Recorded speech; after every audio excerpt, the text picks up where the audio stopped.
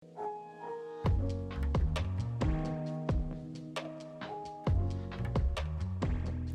everybody, Kelley Engineering here, and welcome to Kelley Construction, part 2 of Filature Levavasseur. This is being recorded in Ragnamod version 5.7.0, and it's in between episodes 26 and 27, if you're following along in the main series there. To recap, Kelley Construction is the series I'm going to be using for all of my big builds. It's going to be a series within a series, so whenever in a mod pack I decide to do a large structure, I'll do a separate episode on what concepts I'm using and what my ideas are when I'm going around building these large structures. But in between part 1 and part 2, what I did is I completed this stained glass window. At the end of part 1, I was having some trouble with it because I couldn't figure out a good design for it, but I think I really fleshed one out here, and I'm liking the look of it. I had copied these side windows over here to the front, but with my new design it clashed, so I just made the new design work with the color pattern that I'm using. So it's going to be onyx, red, white, orange, so on and so forth. Same thing I'm using here, onyx glass with red, white, red, orange, and then I have light gray glass in here. But I'm really liking the look of it. Later on in this pack, when I have access to liquid sunlight, I'm actually going to turn that liquid sunlight into liquid bits and put it inside each of these stained glass windows. Just so, yeah, to really make it light up. And also, whenever I have the floor in, which is going to be the next part I work on, whenever I have the floor in, it won't be easily visible from the outside, but it'll still be, something that you can see when you're looking from the outside looking in. Right now, when I have the wall and eventually the storage drawers to house all of my sieving materials, yeah, it's going to take away from the glass. So I don't want that, and I'm just preparing for the future when I finally have access to those liquid sunlight. But I also replicated the design over here in the back and put these little capstones on each of these columns and have a little wraparound of limestone going around as well. This is a layered. Oh, actually, I think I messed up over here. Yeah, this is supposed to be popping out, but over here I actually have it embedded into this column. So that's a mess up, but you know what? It's a mess up I don't hate. So yeah, I'm actually going to leave it like that. But without further ado, let's work on building the second story of this factory. Alright, I've gotten all of my supplies ready, and I'm ready to begin. So I'm going to grab some bricks for now, and we're going to be doing something weird with the bricks. I'm going to go up to the level where the floor begins, and I'm actually going to put the floor beginning right here. So it's going to have a nice little pathway that follows this little walkway I've added a long time ago. But we're also going to be extending it out one right here. The reason why we're going to be doing that is because we're actually going to be chiseling out this area so that it flows better, because right now it's just 2 blocks, and quite frankly the blocks contrast a little bit. So I'm going to be fixing that a little bit later, but for right now I just want to worry about getting, here we go, the floor in. Oh, and that is 1 block off. There we go. So as I said before, there are no surviving photos of the interior of this factory, so that's given me a little bit of leeway with the design. I know that kind of looks crummy right now, and I assumed that it would. From the outside, yeah, it's actually barely noticeable. I mean, yeah, there's a floor there, but yeah, unless you're looking for it, not really going to notice it. So, going to continue placing down this floor on both sides, and then we're going to actually get to the chisels and bits work. So I have not finished filling in the floors like I said I was going to, but instead I had an idea, and so I placed down this brick and I chiseled it out so that it is a 32 diameter circle. And I'm not really liking it. I didn't really like what the circle is. It's kind of thin over here at the top, so what I did is I actually took some of my bits and yeah, just filled in this top and bottom. Now that it's too thick, it's I like it a lot more. What did I just pick up? But I took this design with my chisel and I pasted all over the columns here. The reason why I did this is because with the surviving wreckage of Filature Levavasseur, I'll put the image in here, but you can see that there are, where the supports for the floor used to be, there are indents in the ruins. So I just figured I'd try to replicate that as much as possible by having, out of normal brick, these little supports, and the floor will now only be a 2 thick wall. I'll save on brick that way, and yeah, I think I'll be happy overall with the look, especially looking at what the second floor is going to look like from below. I think I am going to be happier with this. I also put down the mini archway on each of the columns, and I put it out one, just like I wanted, so it's definitely going to be the look I'm going for. But if I decided to put in my 2 thick flooring, it doesn't mesh well right here.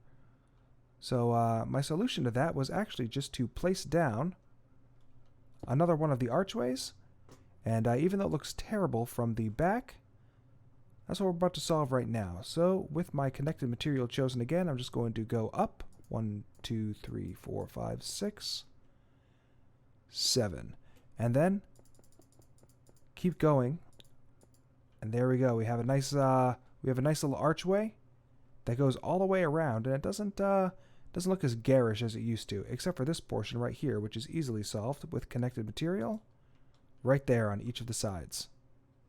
So I'm going to replicate that look on each of the columns over here, and then we're going to install the 2 thick flooring and see how it looks from below. So I have decided to do something completely different. I set up a very good portion of this wall, correction, this floor, and it looked terrible. Absolutely terrible. So I redid it, and just for some consistency with the rest of the factory, decided to go with the arches again. Having them made out of dark brick is really, I really like it.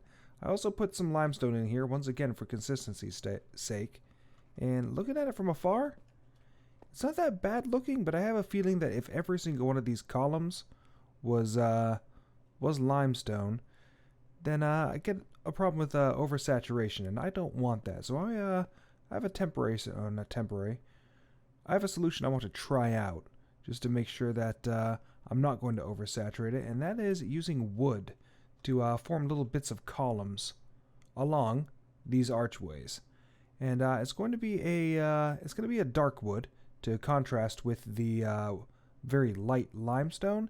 And I don't think it's going to clash too much with the brick either. I don't want to choose a birch because it's too close to the limestone. I don't want to choose a dark oak either because that would clash with the brick. So it's just a matter of finding which wood I want to use. That is looking much better. So what I've done is I have used some spruce logs, not the planks, but the actual logs, and made two little streaks right across here. I still haven't filled in this part because I only have 9 chisel designs. I started this endeavor with 4, and now I have 9. But yeah, I'm really liking the look of it. I still need to continue this down here, and actually we'll do that right now. There we go. And yeah, I am really digging the look of this. So yeah, this is what I'm gonna do. Come on, there we go. Unfortunately, all of my chisel bags are already full of dark brick, so I'm going to finish this over here, then fill in all of the limestone over here. Take one more look at it. Yeah, okay. So what I was worried about before was that I would be oversaturating with all of the the white limestone. Sorry about that. And yeah, adding the spruce in there definitely mutes it a little bit and adds some detail that I really like the look of. If you're looking at it straight on, when all these columns have those spruce streaks on it, I think it's really going to have a nice look to it. So that's what we're going to do. Alright, I am back, and all of the columns are completed. And I gotta say, I'm really liking it. I'm happy that I went with the spruce planks over here. Not planks, but the spruce logs. Yeah, I'm really liking the look that they create. And yeah, the archways aren't nearly as saturated as they would have been, especially over here in the corner. I mean, if you look at it from the peripheral, if that was just the straight limestone, then yeah, it'd be kind of garish to look at. So having those logs in there really brings it together. Unfortunately, I also miscalculated. So this was supposed to be the floor, but unfortunately, the way that I situated these columns, I should have put them one more down so that I had one block of space in between where the column ends and where the floor begins. So luckily I had already planned on redoing part of the towers anyway when I get to the roof, so it's not really that big of a deal, but just a slight miscalculation on my part. So where floor 2 begins is actually going to be raised up one block for when we finally complete this floor. Like I mentioned before in the intro of the video, we're going to be using factory blocks for the floor. I'm not sure what factory block I'm going to be using yet, but I'm sure I'll figure it out. Oh yeah, I'm really liking these columns. The more I look at them, the more I like them. Awesome. But now that these columns are done, I can't really complete the floor until I have a good position for where the entrance is going to be and where these new windows are going to be. Looking at some of the photo references I have, the windows over here on the side are actually the same exact windows, just with a thicker border to these windows. So I already have, since I already have these, I can just use my positive chisel designs. Oh, let's clear this out. I can just use my positive chisel designs to take this and replicate it over here, at the very least on the cardinal direction, so it'll be easier to figure out that way. Constructing this window, since it is at an angle, is going to be a little bit more difficult, and you can see I already tried a bit right here, just to make sure that I could get the measurements right. But enough about that, let's get working on the roof. Alright, I'm ready to begin the roof, and I am not going to make it out of brick. I'm going to find a different material. I don't know what material it's going to be yet, but I'm sure I'll figure it out in time. What I want to do right now is I actually want to space it out, and I'm going to try a number of different types of, well, I say a number. I'm going to try about 3 different types of roof styles in order to see which one works the best. So the first one I'm going to do is just like a standard gable. And, wow. For those who are unaware, what a gable roof is just like a standard roof that most people have on their houses. It's the slanted roof that is generally at a 45-degree angle. Oh yeah, see, I'm already like not liking how slanted this is. Oh yeah, that's going to be way too high. By the time I reach the center, that's going to be way too high. Alright, well the next one that I wanted to try out was it was another type of gable roof, but at a lower pitch. So that one is pretty easy to do.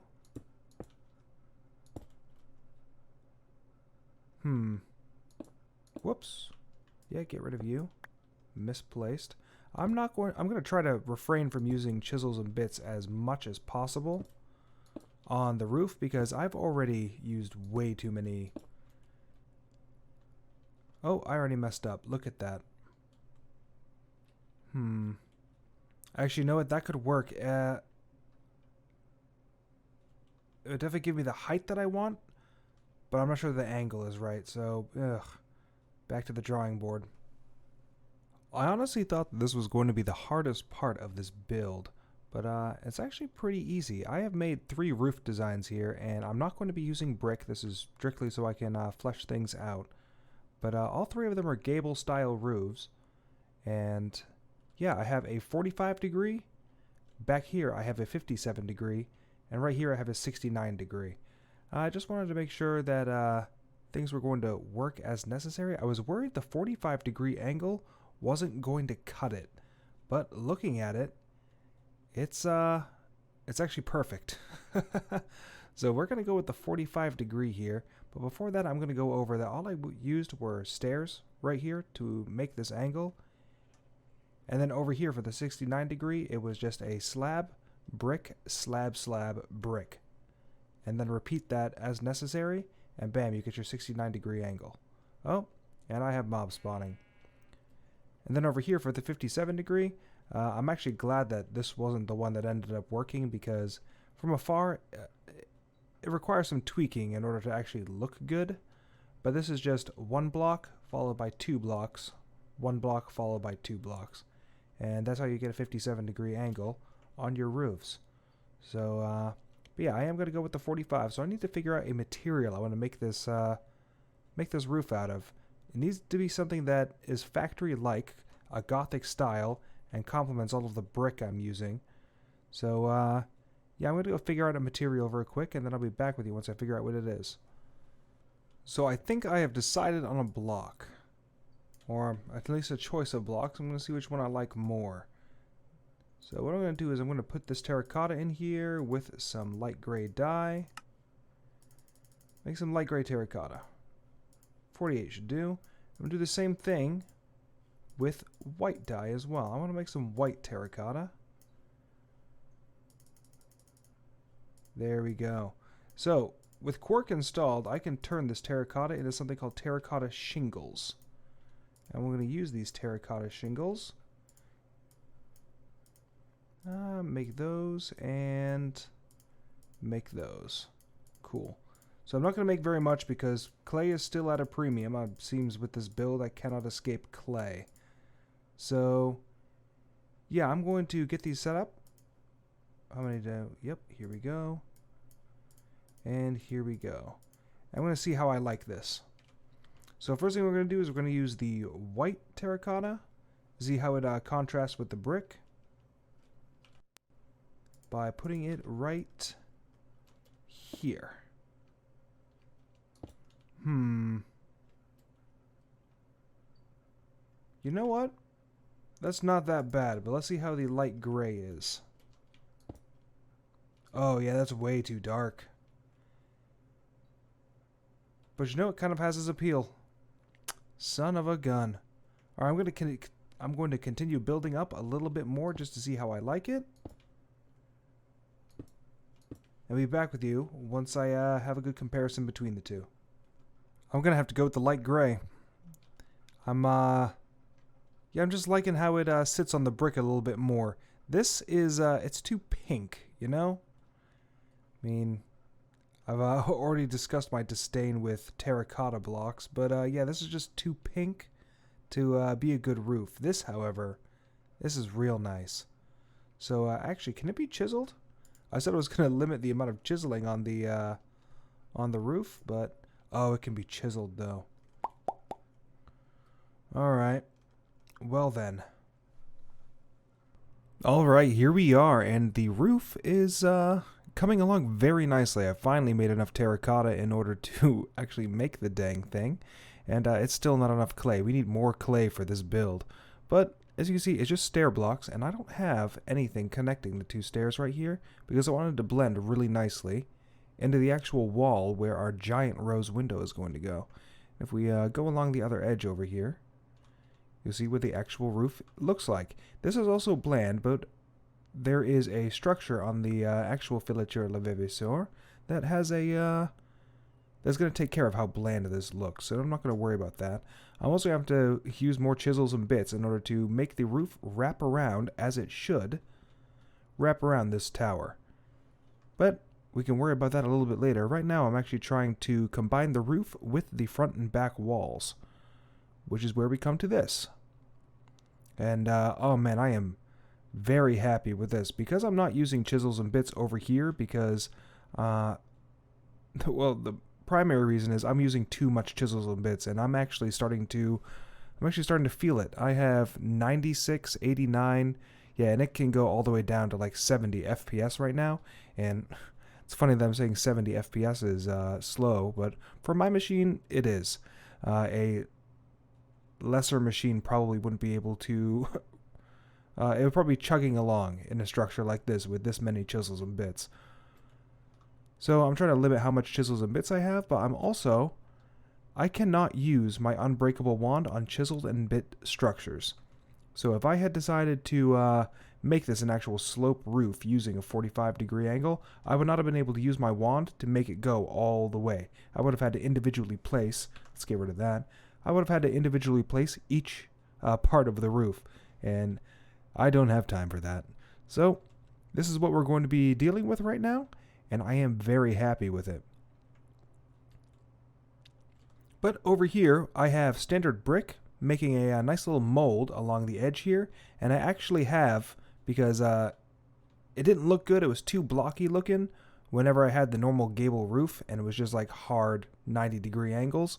So I did use chisels and bits right here to make it look a lot nicer on the front face, and I'm going to replicate the same on the back. The way that I did this was with the use of the terracotta, the standard brick, and actually inside this is the arrayed brick, just because I was lazy. It's only on the front face. So yeah, that's the way that the roof is right now, and I'm still thinking about adding something to make it pop a little bit more. Oh yeah, over here. Over here is where the rose window is going to start. This is going to be the bottom of the rose window. I've used the terracotta just to mark it out a little bit, but I'm going to calculate out how big I'm allowed to make this window without it overlapping with any of the edges. It probably probably right around here is where the circle is going to be. Yeah, that should do it. But I'm going to get working on the backside. I still have quite a bit of work to do. Alright, the backside is filled in, and I've also cleared out this very large circle. It is a 160-bit diameter circle for the massive rose window that goes on the factory. I've also been planning things out, trying to make sure that I can get all the spacing for the petals properly. There are 12 petals on this thing, and yeah, the straight lines were perfectly easy. This is 42 bits. Yeah, 42 bits from the circle. And then over here, I just tried to angle it out properly so that I had enough space in between each petal. These are actually a little bit smaller than these ones, but that's perfectly fine. What I did was just a 2, 2, 1, 2, 2, 1, and repeated that until I was happy with where how the distance is going to be. I also marked off these little nubs right here, just so I know where I have to actually curve the petal, and that's another challenge all on its own. Like I said, this is a 160-bit diameter. I've also cleared it out over here, and I just put a one-layer portion of limestone in here, just so it's easier to see where I'm placing all of the stained glass. When I was working on these small windows right here, I found that one of the biggest issues I had was figuring out where I have and haven't actually put in a piece of glass. So I was hoping to solve that by putting in this limestone. I've already inset it where I want the stained glass to be inset, and yeah, I'm ready to begin all of the work in earnest. Figured I'd check in and give a quick status report.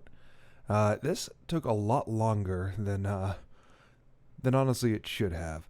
But what I've done right now is I've actually just drawn some circles and then cut out the lower portions in order to connect it properly to the arms. Luckily I had the angles pretty right on the arms to begin with, so connecting the circles wasn't that difficult. However, there is some change. So I said earlier, wow, I need to get my shift going. I said earlier that it was 2-2-1, 2-2-1. Well, as I'm ending off the arm with the circle, I actually had to change that a little bit. So what I'm doing is I am 1-2, 1-2, and then 1 right here, and then just connecting that so that the angle looks it looks right. So yeah, it has to be a 3-3-3 right before you get to the port with the circle. The port. Sorry, I just woke up and started working on this, so yeah, my brain is still waking up. I apologize for that. But I am going to continue connecting these circles. This was honestly the hardest circle to complete, because this one I can actually deal with the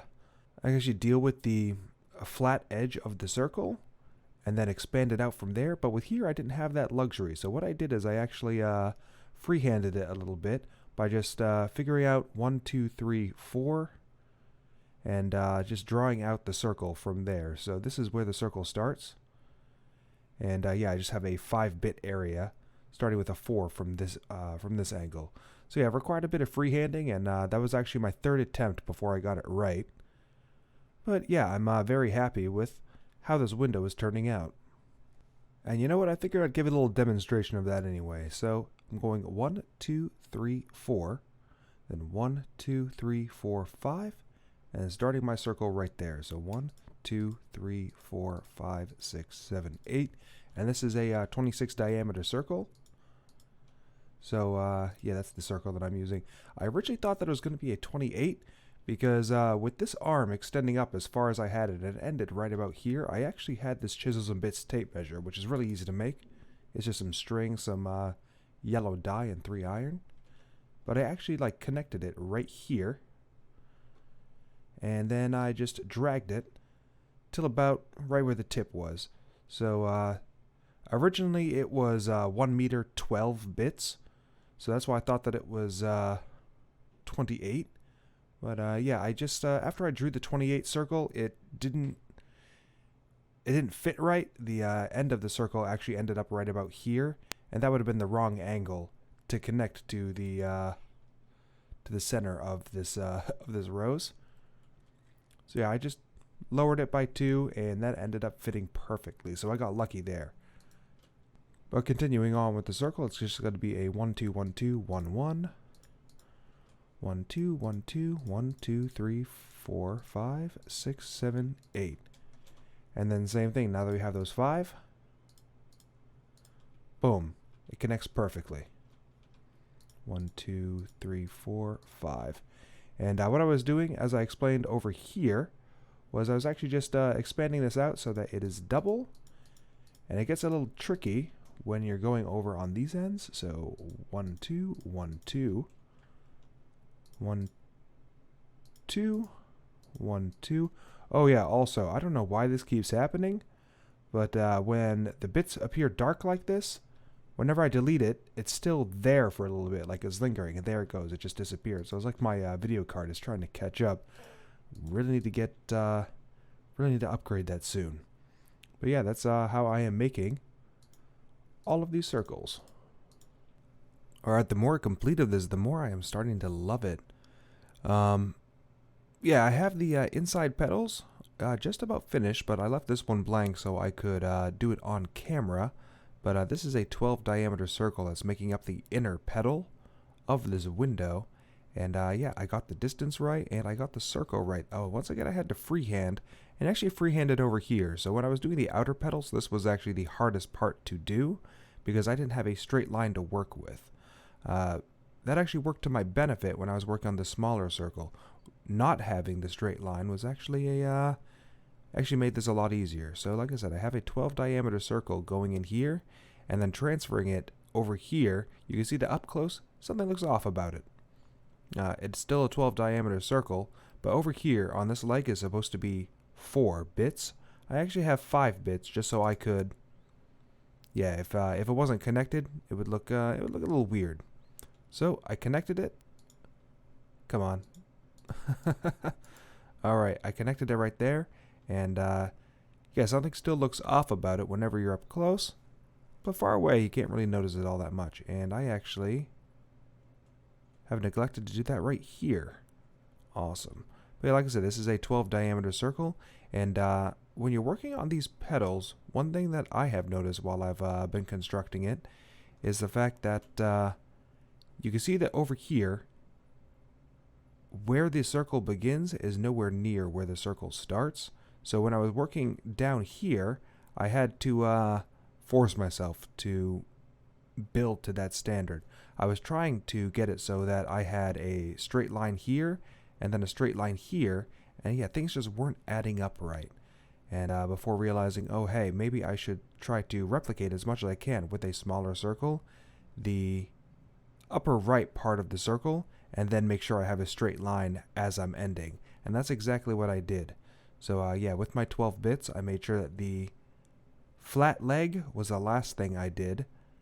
And since I knew that it was the last thing that I did, I could freehand it a little bit better. If I got to about here and I wasn't on the straight leg, I just tore it down and started from scratch. But I'm going to build that right here with a 1 2 1 2, and then over here. Another great thing about the 12-bit circle is the fact that it has these edges right here that really, give the petal a lot better curve. If I had decided to do this with a 14 or 16-bit circle, number one, it would have been too big. But a 14-bit circle doesn't have these two arms right here, and these two arms are what really give the curve of the petal. And yeah, it was just trial and error until I got it right. But now that I have 1 2 1 2 2 3 4 1 2 1 2, and then 1 2 3 4, and then I have to fill this in just so it doesn't look goofy when you're looking at it from a distance. But using those rules of thumb to make a nice petal on a rose window really helped me out just making sure that I was constructing it with the outer circles design in mind. Is that a 1-bit area right here?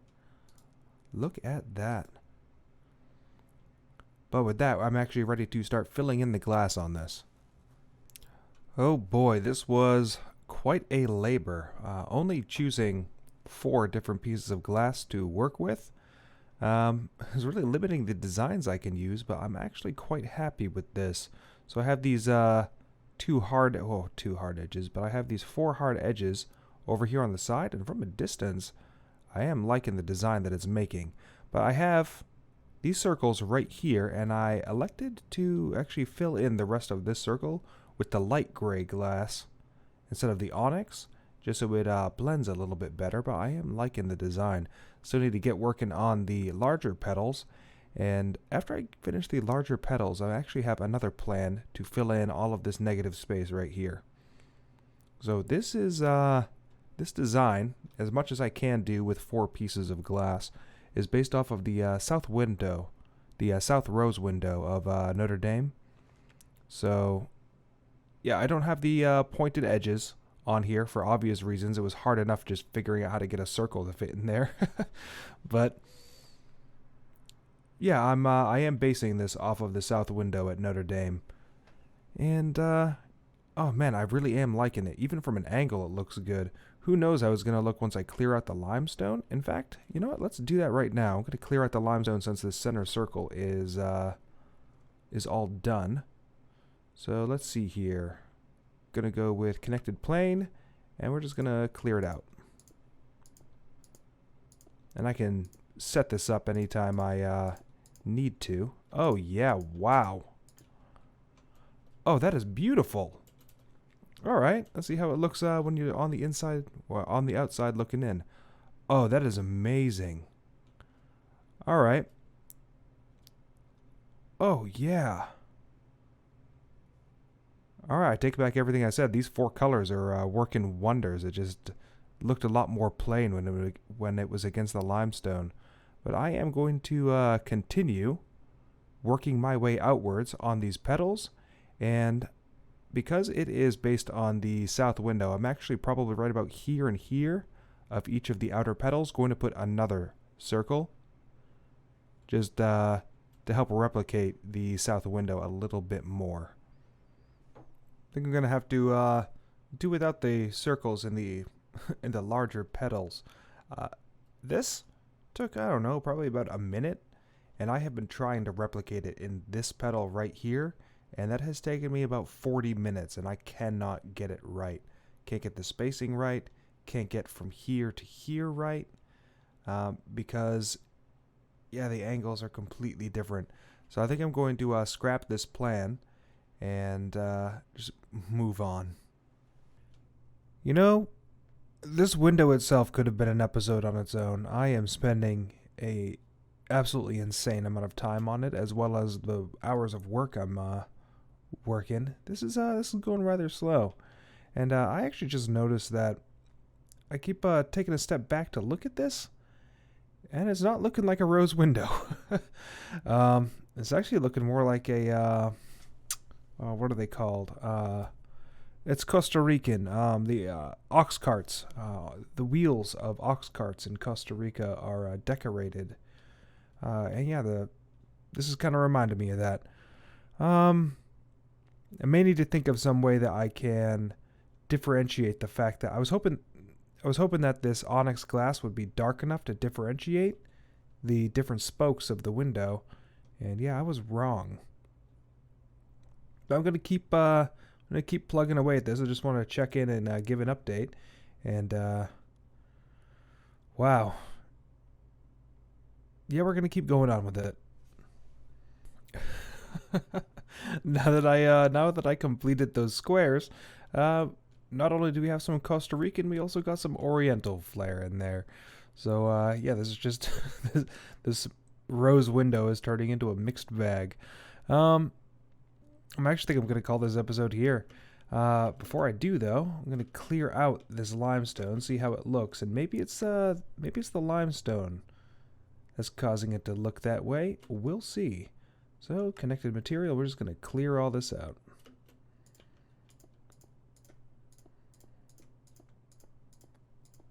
Oh yeah, that's a. It was a labor of love, and honestly, I do like how it looks. It's not a Gothic rose window. And I'm sure, actually, with this limestone left over, I can actually clean up the spokes and put the spokes in at an angle that makes it, you know, actually divvies out the separate parts of each of the petals.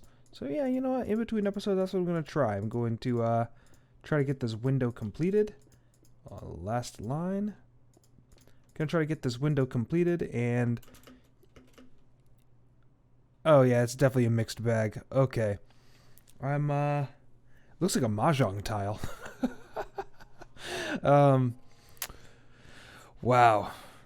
Yeah, I'm gonna try to fix this up in between episodes, but I am Kelley Engineering, and I guess we are gonna do a part 3 of the La Filature Levavasseur.